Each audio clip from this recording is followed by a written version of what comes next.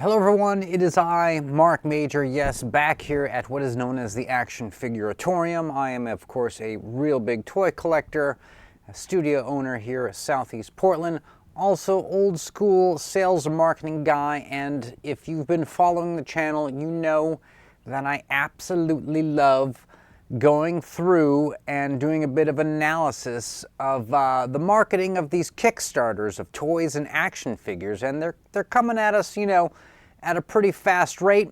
And another one has popped up. Now, this one is for 1/18th scale fantasy figures, dwarves, so they're going to come in at like about 2.5 inches. And this campaign was actually brought to my attention by one of my viewers who mentioned it in the comments that I should check this out. It was, I believe, Ren Sen is the person who let me know about this, and a big shout out and thank you for that. I do have a bunch of emails that come every day from Kickstarter on everything that they think I would be interested in, and I can't believe I missed this. So this is a great catch. Thank you once again. And we're going to be checking this Kickstarter out, and I can't wait to talk about it because I love fantasy figures, right? And this is the 3.75 scale, which of course I'm heavily into. I know a lot of people think that that's dead. It's totally not dead, and I plan to make a video on this. Eventually it's going to be the dominant toy. We're already seeing versions of everything coming out 3.75. I just saw the Joy Toy TMNT, so this is worth checking out, people. Don't don't disregard this because of the scale. But this is a really interesting campaign in that on the surface, if you go through my crowd practicing best ofs that I do, it doesn't look that particularly great, but the guy who's behind this, who seems to be an interesting cat, he can turn this around, he can fix it. I'm going to show you guys how on today's episode, so everybody, you know, strap on the leather and hold on tight.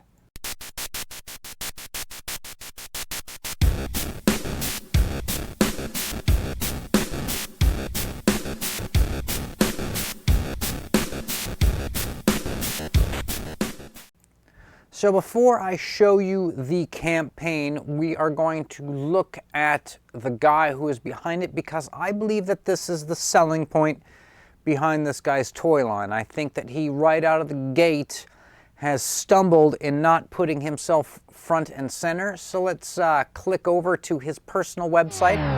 We're talking about a guy named Michael Norman. He is a digital sculptor, and these are products that he has brought to market. In fact, actually, if we go to his bio, you can see that he has worked for Weta Collectibles, Diamond Select, Art Asylum, Toy Biz, Disney Store, Plan B Toys, Jakks Pacific, Gentle Giant, Palisades, Applause, etc., etc. So these are some of the designs he's done. He's got like 3 pages. These are some products he's brought to market, that have been brought to market. Here's some prototypes, some stuff he's done.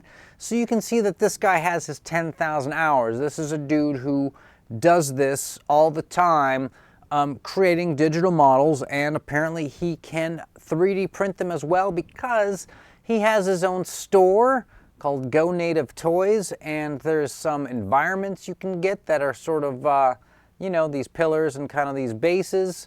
There's also a figure that he sells that to me looks clearly like it's a 3D print that he makes and he sends to you, but it comes in a little package. It's just a dude with gray, you know, that kind of thing. He's got some painted hands and a head, but it's 10 bucks. I think that's kind of cool. So I think so far this is an interesting cat, even though he doesn't have the greatest sense of wonder and excitement for doing the website. It looks a bit kind of undernourished and sort of dated. It's not exactly Mr. Michael Norman is not exactly the Steve Jobs of selling himself, but that's okay. He just needs to get in touch with somebody who, you know, somebody who's got kind of a keen eye for sort of those things, and just have him stick to making characters, because that's what he's pretty good at. All right, now before we look at the Kickstarter, this is not his first rodeo. He's tried another one previously. It was this. Some of you may have seen this. Blanks with an X. Customizable action figure toys for artists. So he was making blanks, like a lot of people come out with the idea that they're going to do, you know, just a blank figure, you buy it, and it's for customizers and kit bashers and stuff like that. But this is for a 3.75 figure, and this did not fund. He was only trying to get the $15,000, and maybe, and this was like a long time ago, 2016, and maybe it wasn't necessarily for getting a mold made and having it made in China. Maybe this is just for a 3D print. So I've got some questions about that coming up. So now what he's done is he's taken this guy, which you can see here, the Dwarf figure, and he's turned it into its own series of dwarf figures sort of by themselves. And it's all of these guys here. Check them out. So here's the generic blank that we saw. You can get this guy for 16 bucks. Here's the size of it compared to, like, this is a Fortnite figure over here. This is a Vitruvian Hacks. So there's the blank, and he's got like sort of 14 available, right?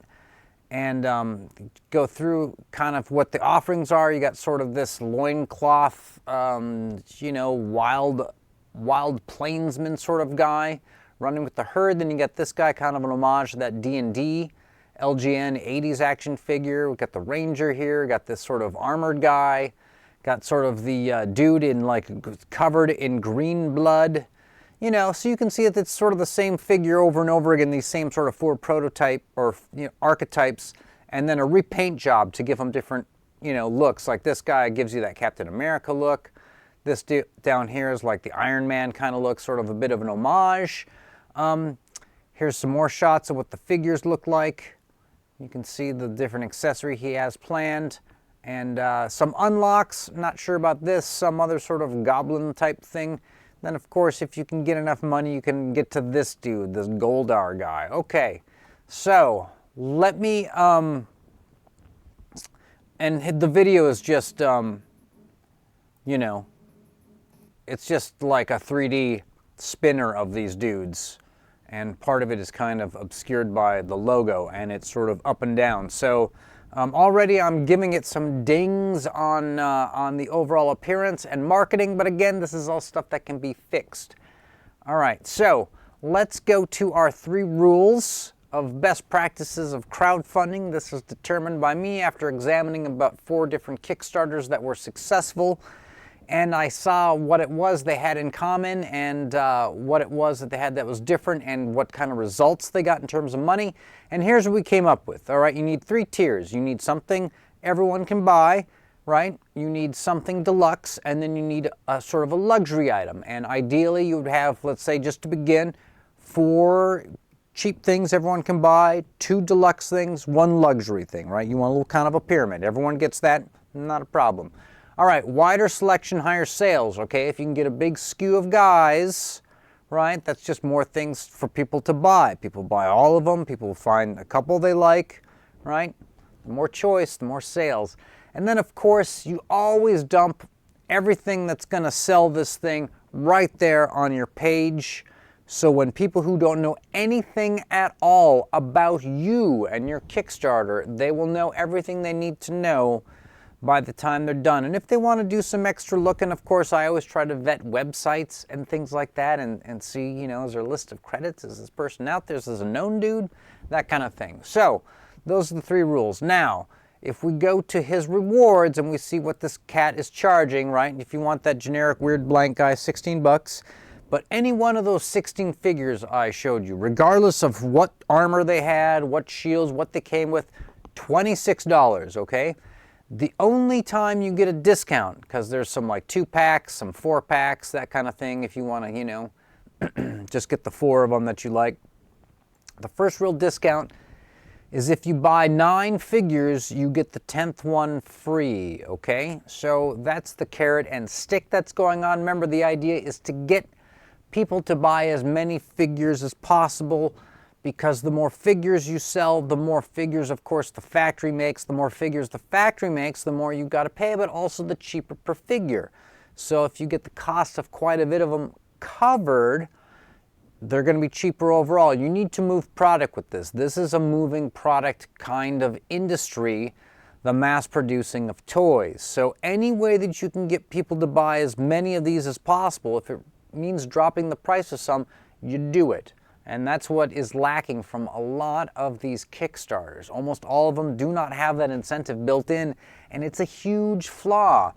All right, so I can see that this guy only has one item that's 26 bucks as far as a type of thing. There's no generic, there's no deluxe, there's no luxury, and you can just buy bigger and bigger bundles of the guys, okay? So, how would I fix that? This is a very fixable thing. Here's what you do. Let's go to like something like this. Okay, so these guys, the naked dwarves, that would, let's just say they come with one weapon, an axe, and they look like this. You drop these guys to $20, okay?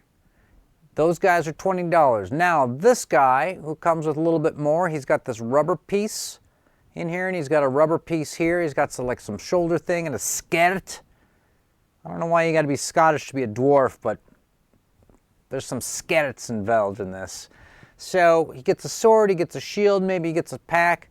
26 bucks, keep the price the same, okay? Then this guy, right? So this is kind of your deluxe, and then this ranger guy would also be $26, right?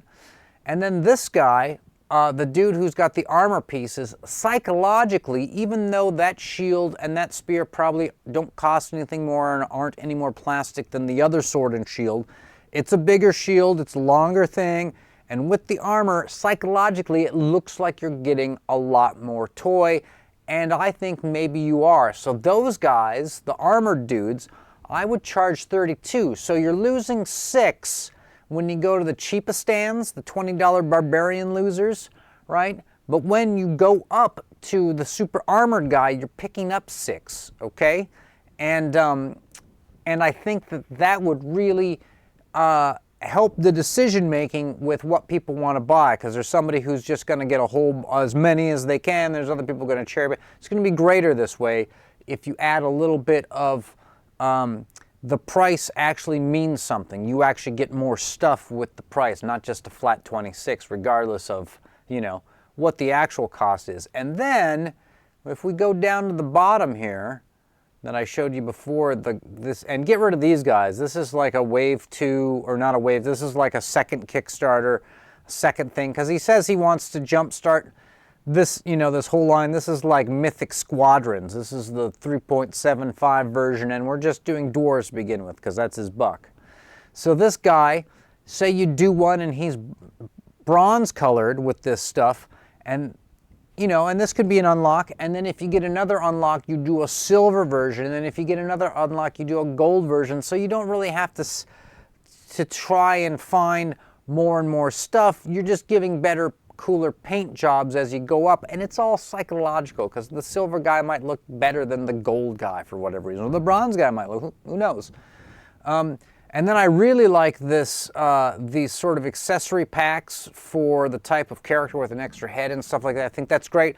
I think you need to get that into the mix as soon as possible. Whatever it takes to unlock that kind of stuff, definitely get that going. That's the kind of add-on stuff that really kicks a campaign up, having the little, as many SKUs as possible and as many different sets of these as possible. If you could do a fourth one, I would say go fourth one. But I think that's a great idea. So, the main thing, though, that I want to address in this campaign is that this guy, Michael Norman, needs to come right out of the gate in his video with him talking to the camera, saying, "Hi, I'm Michael Norman. I'm a digital designer, sculptor who's been working in the toy industry since 1997. Here's the stuff I've done. In fact, I just covered this dude's Kickstarter over here. This guy, Huck G. Check this out. Check out his. This is what this." Hi, I'm Huck. I make toys, and I've had the opportunity to do some pretty awesome things in my career. Everything from working with Barney's New York, Christie's Auction House. I have a piece in the New York MoMA. I got to work with Ken Block. I've got characters in Fortnite. I got to work with some of the greatest toy companies in the world. I think you get the idea. That's what this cat would need to do out of the gate, right? say, hey, I'm this guy, I designed these toys, and now I am launching my own fantasy realm in, you know, the 3.75 scale, and we're going to jumpstart the whole thing with my line of dwarf characters, and then introduce, like, you know, we got the muscle-bound scrubs, the guys without any, they just come naked with, like, you know, loincloth and axes. So you're $20, and then we got sort of these deluxe guys, and they're kind of armored up, weaponed up, and then we got the super deluxes, and it's the guys in the full armor, and keep everything you've got. Just change the pricing, change the sales pitch in the video, get rid of that weird, like, ogre goblin thing that could be coming, because that's, you're going to need ideas down the line. Now, there is one other cool thing I'm going to scroll to that you haven't seen, and it's a bit of a jump the gun, I think, but he does have these kind of interesting sort of ram mounts that the figures could ride. They won't be very big, so I don't think they would be that expensive. They don't look like they really have any articulation. Looks like it's just kind of a figurine. I wouldn't offer these. I wouldn't put them on the page. I would print one out and I would use it for marketing. I would put dwarves riding it and people go, what is that? Can I get that? And if you get enough interest, you figure out how you're going to make those. But leave those around. I mean, make one, show people it, put dwarves next to it, use it, but don't sort of pretend that it might be coming up, because I think you need to focus on these 16 dwarves, the accessory packs, and then getting out the bronze, silver, gold guys. And I think this campaign would be a hit. And the guy is only looking for $99,000, which is really kind of almost like about one mold, but since it's smaller and he's got some extra pieces, this could be a doable thing if you could get it going. If you could get it going, that's all I'm saying. So I have weighed in on my ideas of what would make this campaign great, and I actually would love to see this succeed. I would love this to become a regular offering. I would love to, like, see the elves that are coming next, and then maybe the humans that are coming. I want to see what's next. I like these guys, despite the fact that I would never really buy, like, a dwarf action figure in the fantasy realm. Maybe now I would. Who knows? This might be something that I get behind. But again, I think spread out the pricing on the guys, make some a little bit cheaper, make some a little bit more expensive, you know, just because, you know, people like expect extra heads and arms and hands and stuff. You don't have to give that with every single figure. The cheap guys to get the price. There's some people that just want cheap. That whatever it takes, they're like, oh, if it's $5 less and I don't get hands with these guys, they're just little dwarves. Give me that. And then there's some people that, like, yeah, they're planning to do something cool with it. They're going to want the hands. They're going to want the extra this and the that and these, and give them those. But charge them for it. That's all I'm saying. And I think that this is definitely going to be a winner. What do you guys think? That is what I would like to. That is what I would like to hear from the audience on this one. How could we fix this? Will this be successful without it? All that kind of good stuff. Everybody, stay charged.